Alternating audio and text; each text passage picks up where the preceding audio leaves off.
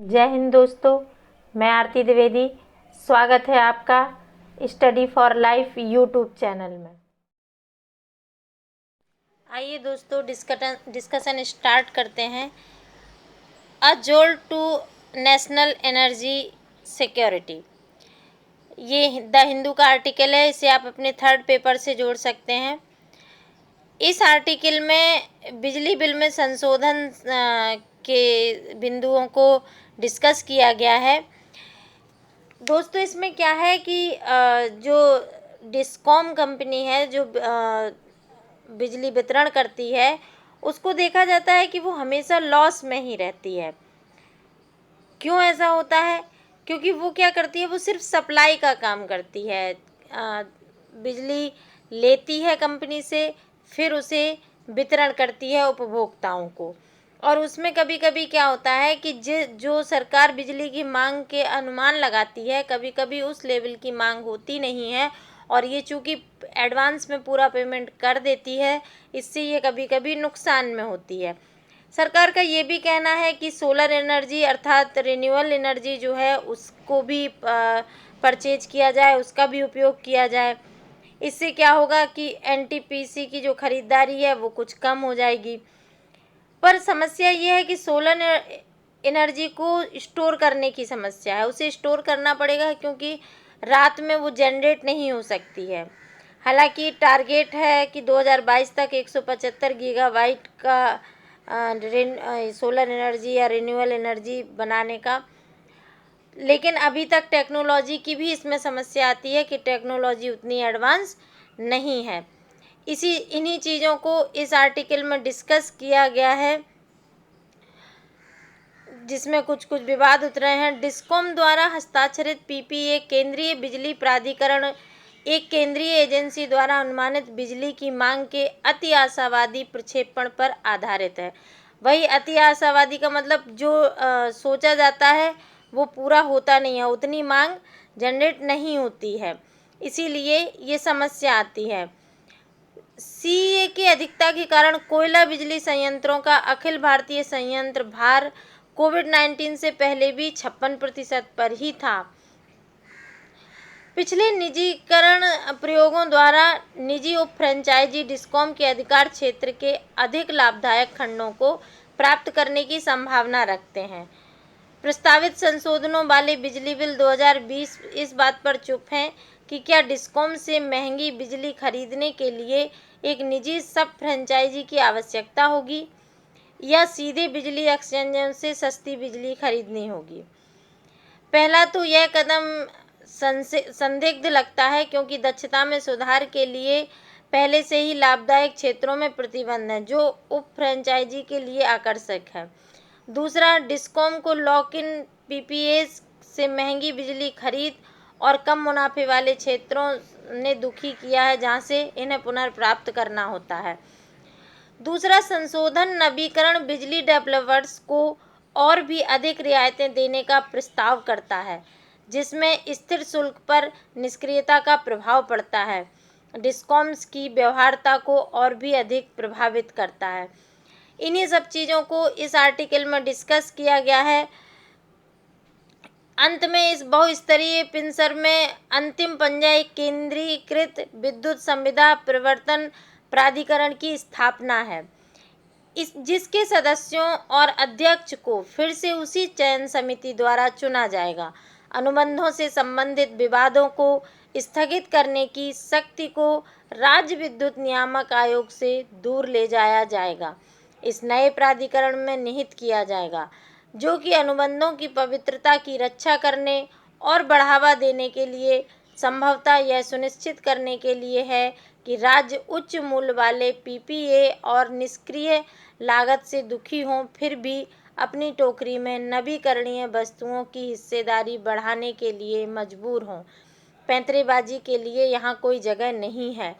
जब देश novel corona virus संकट के आर्थिक प्रभाव में पड़ रहा है, तो बिजली बिल 2020 वास्तव में राष्ट्र की ऊर्जा के लिए गंभीर परिणामों के साथ केंद्र की लचर नीतियों पर केंद्र सरकार की असहाय नीतियों द्वारा लागू बोझ को शिफ्ट करने के लिए एक असंतुष्ट दस्तावेज है।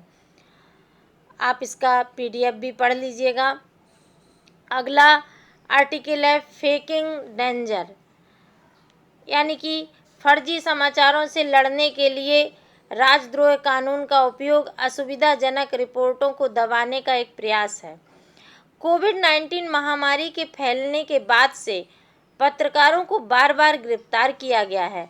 समाचार पोर्टलों के पत्रकारों और संपादकों को गिरफ्तार करने के लिए भारत भर में पुलिस द्वारा कई कारणों से संकेत मिलता है कि आपदाओं के दौरान अफवाहों के प्रसार को रोकने के लिए बनाए गए विशेष प्रावधानों का उपयोग राजनीतिक विकास और संभावित सरकारी भ्रष्टाचार पर रिपोर्टिंग को दबाने के लिए किया जा रहा है।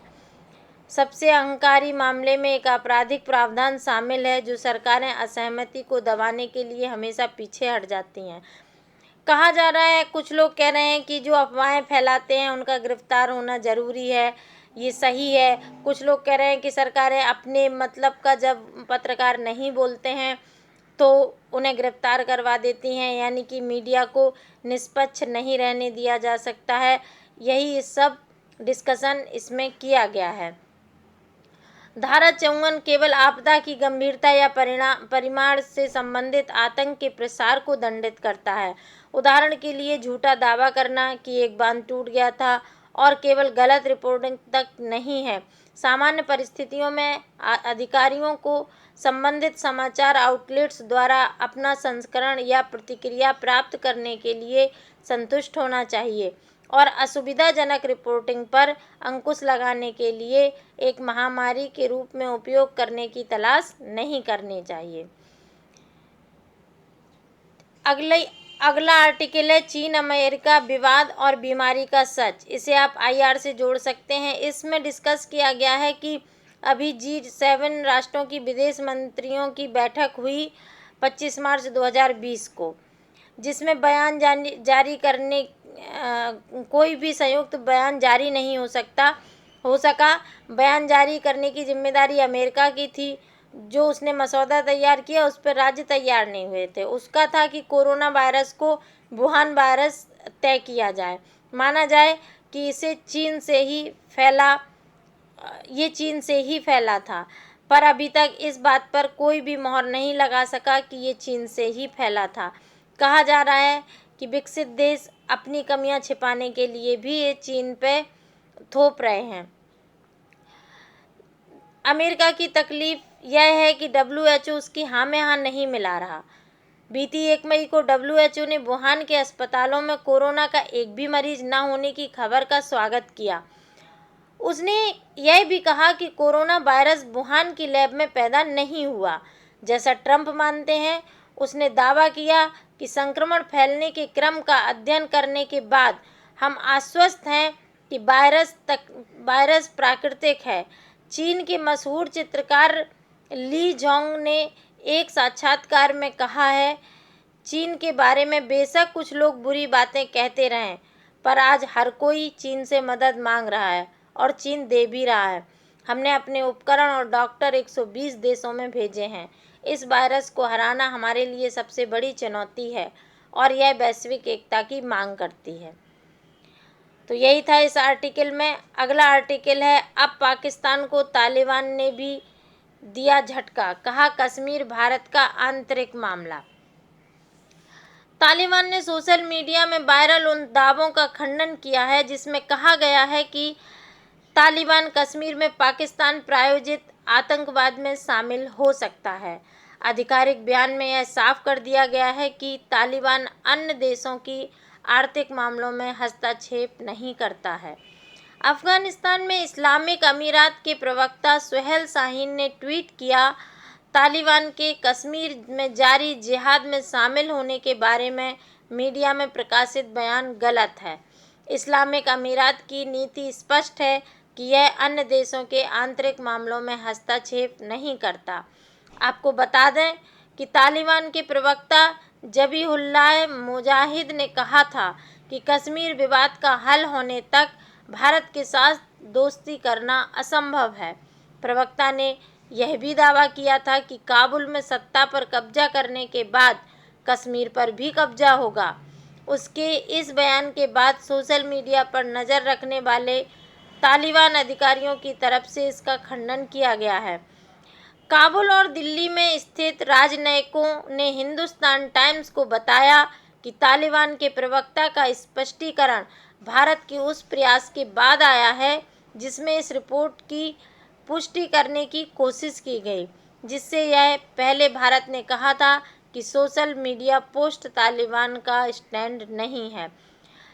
लेकिन विश्लेषकों का यह भी कहना है कि तालिबान एक अखंड बॉडी नहीं है, इसमें भिन्न भिन्न मत के लोग शामिल हैं। उदाहरण के लिए इस समूह के पाकिस्तान के राज्यों के साथ अच्छे संबंध हैं, वहीं कुछ ऐसे भी हैं जो एक स्वतंत्र लाइन के पक्ष में हैं। अफगानिस्तान और पाकिस्तान के जानकार ने कहा कि चूंकि अफगानिस्तान तालिबान का शीर्ष निर्णय लेने वाली संस्था शूरा क्वेटा में स्थित है, हक्कानी नेटवर्क पेशावर में है, दोनों ही पाकिस्तान में हैं। ऐसे में अगर पाकिस्तान के दबाव में इसमें कोई ट्विस्ट आता है तो किसी को आश्चर्यचकित नहीं होना चाहिए। काबुल से अमेरिका हटने के लिए तैयार हो गया है। इसके बाद से अफगानिस्तान में राजनीतिक समीकरण तेजी से बदल रहे हैं। अगर पीछे मुड़कर देखें तो दशकों से पाकिस्तान सोवियत अफगान युद्ध के दौरान अमेरिका के लिए एक छद्म के रूप में काम करता रहा है। ताज़ा हालात में पाकिस्तान को चीन की ज़रूरत है और उसी के साथ खड़ा है। रूस और ईरान भाई एक दूसरे के करीब आए हैं। इस समय अमेरिका इन देशों के लिए दुश्मन बन चुका है। अमेरिका ने यह सुनिश्चित किया कि अशरफ गनी और अब्दुल्ला ने सत्ता के बंटवारे में हाथ मिलाया है।